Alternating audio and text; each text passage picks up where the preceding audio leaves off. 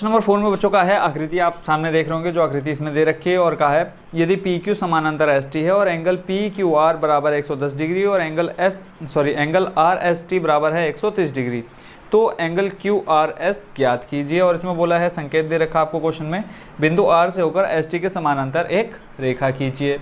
बोला है बिंदु आर से होकर के एस टी आपका यहाँ है, इसके समानांतर एक रेखा खींचनी है। तो यहाँ से आप क्या कर दो, इसको आगे थोड़ा सा बढ़ा दो और यहाँ पे जो जो आपको एंगल दे रखे हैं पहले हम उसको लिख लेते हैं। ये आपको दे रखा है 110 डिग्री और जो आपको एंगल एस दे रखा है वो आपको दे रखा है 130 डिग्री।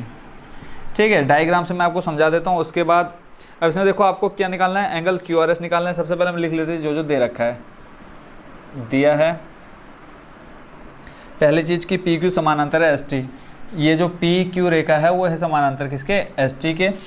तो यहाँ पे लिख लेते हैं पी क्यू समानांतर है एस टी। और अगर समानांतर दिया है तो इसके बीच में जितनी भी रेखाएं होंगी आपस में क्या बनाएंगी, संगत कोण बनाएंगी। तो पी क्यू समानांतर हो गया एस टी और एंगल पी क्यू आर दे रखा है आपको, एंगल पी क्यू आर दे रखा है कितना 110 डिग्री। और आपको दे रखा है क्या दूसरा एंगल आर एस टी आपको दे रखा है 130 डिग्री। एंगल दे रखा है आपको आर एस टी बराबर 130 डिग्री। दो चीज़ आपको दे रखी हैं। अब इसमें ज्ञात करना है, वो भी लिख लेते हैं। ज्ञात करना है, क्या निकालना है बच्चों, जैसे क्वेश्चन में कहा है क्यू आर एस, ज्ञात करना है angle Q R S.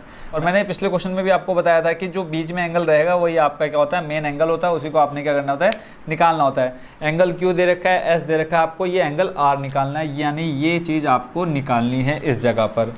Simple आपको जैसे क्वेश्चन में बोल रखा है कि आर को बढ़ाया और एस टी के समानांतर एक रेखा खींची। तो हमने एस टी के समानांतर, देखो ये अगर मैं बात करूँ एस टी ऊपर है तो इसके समानांतर मैंने ये क्यू से बढ़ा दिया इस बिंदु तक।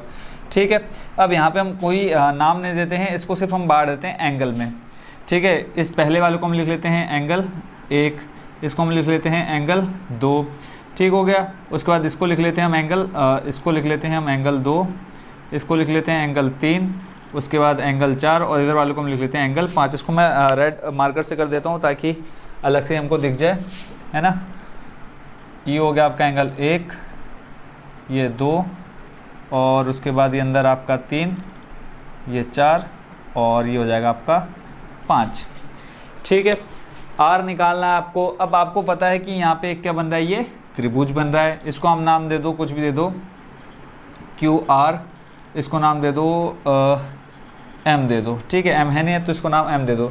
तो आपने क्या निकालना है, ये आर निकालना है। अगर क्योंकि क्वेश्चन में आपको बोल रखा है क्यू आर एस निकालना है, तो देखो यहाँ पे उस समय एक रेखा खींची हुई नहीं थी, आपको इस तरह से दिया हुआ था। हमने क्या बनाया, इस क्यू को आगे बढ़ा दिया, थोड़ा एम तक बढ़ा दिया। अब इनको हमने नाम दे दिया एंगल 1 2 3 4 5। पहले हम समझ लेते हैं इसको कि कैसे इसका आंसर आएगा। देखो एंगल 1 है और एंगल 2, अगर मैं इस तरह से एक रेखा खींचूँ, ठीक है, जो दूसरा समानांतर रेखाओं के बीच से जा रही है, तो एंगल 1 यहाँ पे आपका जो बनेगा और ये आपका जो दूसरा यहाँ पे बनेगा, तो ये दोनों आपस में कैसा कोण बना रहे हैं, संगत कोण बना रहे हैं। तो जिन्होंने बेसिक वीडियो नहीं देखी, मतलब बेसिक कॉन्सेप्ट मैंने स्टार्टिंग में बताया था, तो जिन्होंने वो वीडियो नहीं देखी उसको ज़रूर जा करके देखें। वहाँ पे मैंने आपको संगत कोण, आसन्न कोण, संपूरक कोण, ये सब मैं आपको अच्छे से समझा चुका हूँ। तो जो एंगल यहाँ बन रहा है, देखो एंगल जो 1 यहाँ बन रहा है और दूसरा एंगल इस जगह पर आपको ये बनते हुए दिख रहा है, तो ये दोनों कैसे हैं, दोनों संगत कोण हैं।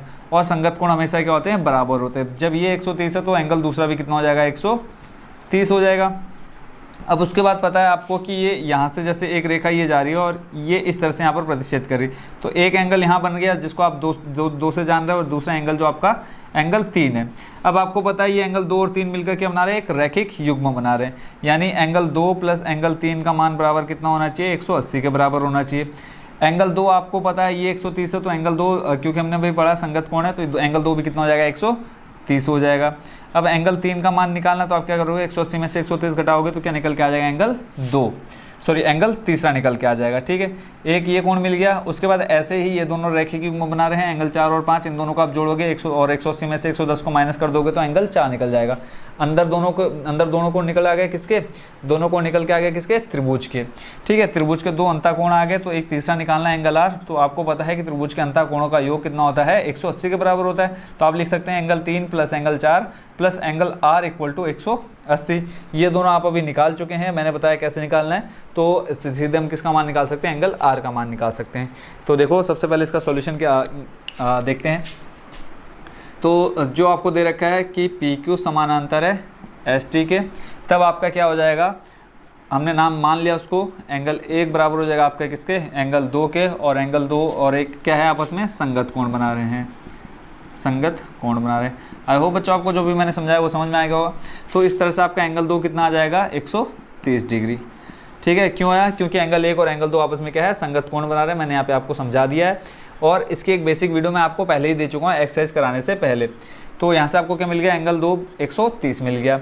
तो यहाँ से आप लिख सकते हैं एंगल 2 और एंगल 3 आपका क्या बना रहे हैं, एक रैखिक युग्म बना रहे हैं, जो कि बराबर होता है 180 के। ठीक है, यहाँ पे आप लिख देते हैं रैखिक युग्म। ठीक है, रैखिक युग्म भी मैं आपको पहले बता चुका हूँ। तो यहाँ से एंगल 2 आपका कितना है, 130 डिग्री, प्लस एंगल 3 यहाँ से आपका निकल जाएगा। तो 180 में से 130 माइनस कर दो, कितना आ जाएगा, 180 माइनस 130, तो एंगल 3 आ जाएगा आपका कितना, 50 डिग्री।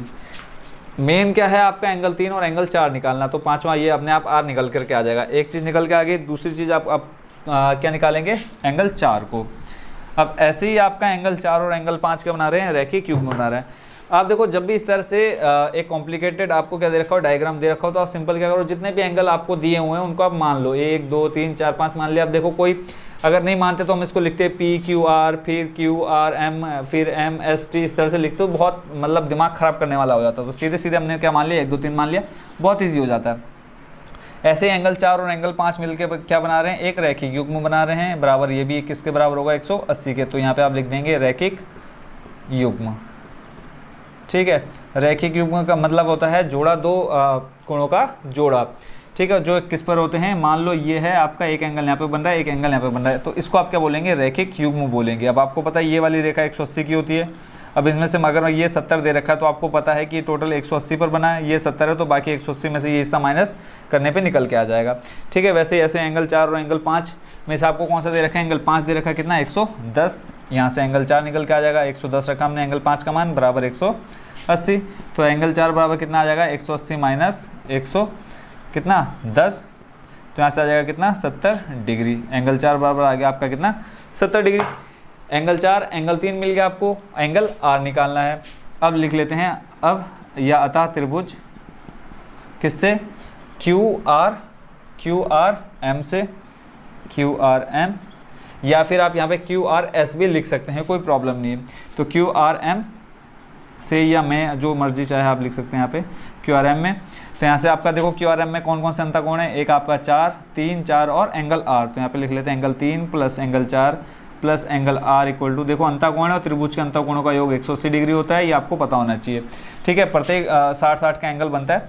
तो यहाँ पे आ जाएगा एंगल 3 आपका कितना है, एंगल 3 आ गया आपका 50 डिग्री, प्लस उसके बाद आपका एंगल 4 कितना है, 70 डिग्री। निकालना आपको एंगल आर बराबर 180 डिग्री। 70 और 50 को जोड़ लो, कितना आ जाएगा, 120 आएगा, प्लस एंगल आर बराबर 180 डिग्री। प्लस का 120 है, इसको ले जाओ राइट साइड में, तो यहाँ से आ जाएगा एंगल आर बराबर 180 माइनस 120। तो एंगल आर बराबर कितना आ जाएगा, घटा करके 80 में से अगर 20 जाएगा, बचेगा 60 डिग्री।